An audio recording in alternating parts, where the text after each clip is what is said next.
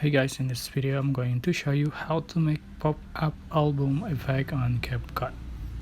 So there's a lot we can do with CapCut to just edit our videos, and one of them with amazing effect available in CapCut, that's pop-up album effect, and how to create pop-up album effect. So just tap on project and select image you like to edit, and here I already have one project with some images, and just tap on the clip, select style button and select motion,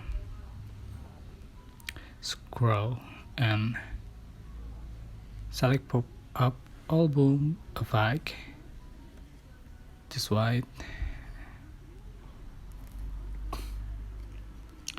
and just click check mark. So here we go, this is the panel effect. So you can add to another clip,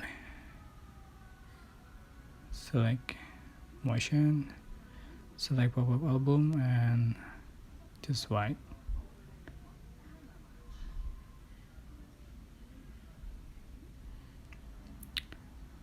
Click check marks. So this is the final effect you'll have on your video. I hope this tutorial was helpful for you. Don't forget to like, comment, share and also subscribe. Thank you so much for watching.